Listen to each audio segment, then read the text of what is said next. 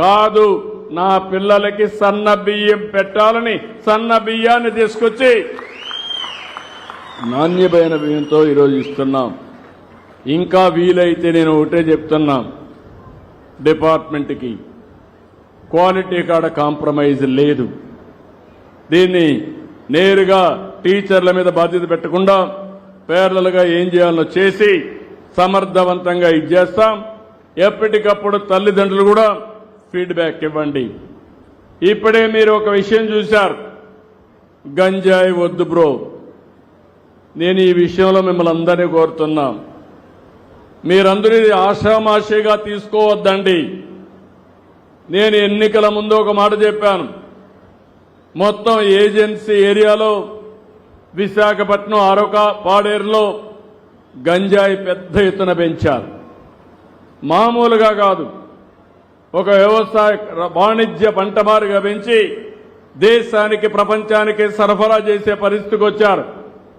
దీనివల్ల చాలా మంది పిల్లలు కాలేజీల్లో అలవాటు పడే పరిస్థితికి వచ్చారు. ఏ పనైనా కంట్రోల్ చేయగలుగుతాం, లా అండ్ ఆర్డర్ కంట్రోల్ చేయగలుగుతాం. ఒకసారి డ్రగ్స్కి అలవాటు పడితే చాలా ప్రమాదం. ఆ విషయం మీరు గుర్తుపెట్టుకోవాలి.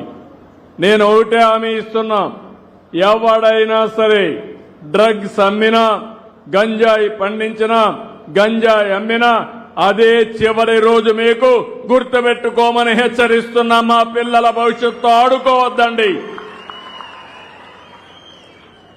అదే సమయంలో తల్లిదండ్రులు కూడా కోరుతున్నాం, నిన్నే ఆలోచించాం, ఎవరైనా ఒక షాపులో అమ్మితే ఆ షాపుని సీజ్ చేస్తాం. నిన్న మొన్న చూస్తే వ్యసనానికి బానిసలైపోయి విశాఖపట్నంలో పాడుబడిపోయిన ఎండల్లో గంజాయి మొక్కలు పెంచే పరిస్థితికి వచ్చారు. అలాంటి గంజాయి మొక్కల్ని ఎట్టి పరిస్థితుల్లో ఉపేక్షించాం, ఎక్కడ కూడా జరగనీయం, కఠినంగా ఉంటాం. ఆ ఆస్తిని కూడా ప్రభుత్వం స్వాధీనం చేసుకుని గంజాయి బాధితులకు ఖర్చు పెడతానని చెప్పి మీ అందరికీ తెలియజేస్తున్నా. అవసరమైతే భవిష్యత్తులో నేను హెచ్చరిస్తున్నా, మీరు మారకపోతే మీకు ఇచ్చే సంక్షేమ కార్యక్రమాలు కూడా బంద్ చేస్తామని వారందరికీ హెచ్చరిస్తున్నారని చెప్పి కూడా నేను మీకు తెలియజేస్తున్నా. ఒక మంచి సమాజం కోసం మనం ముందుకు పోయేటప్పుడు అందరూ కూడా ఒక బాధ్యతగా ముందుకు రావాల్సిన అవసరం ఉంది.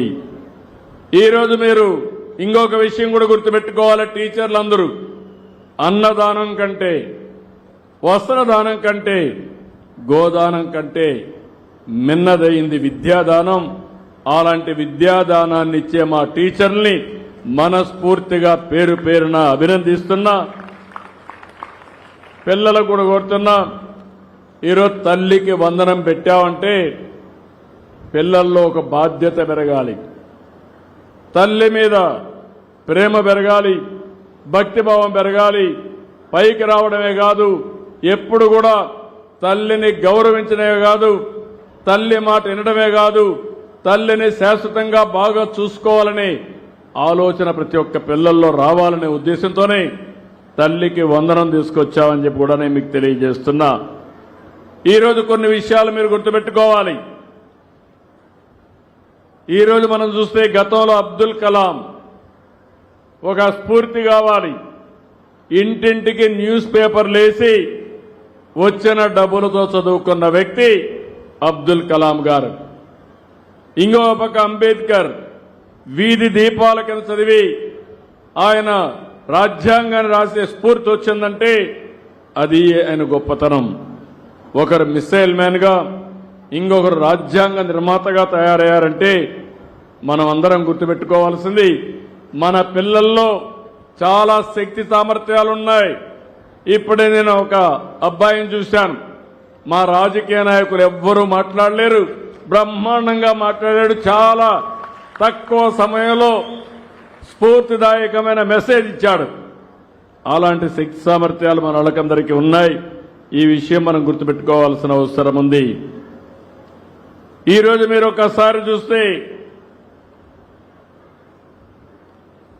నేనే ముఖ్యమంత్రిగా ఉన్నప్పుడు 12 సార్లు డిఎస్సీలు పెట్టాను. 1-2 సార్లు కాదు, 12 సార్లు డిఎస్సీలు పెట్టాం.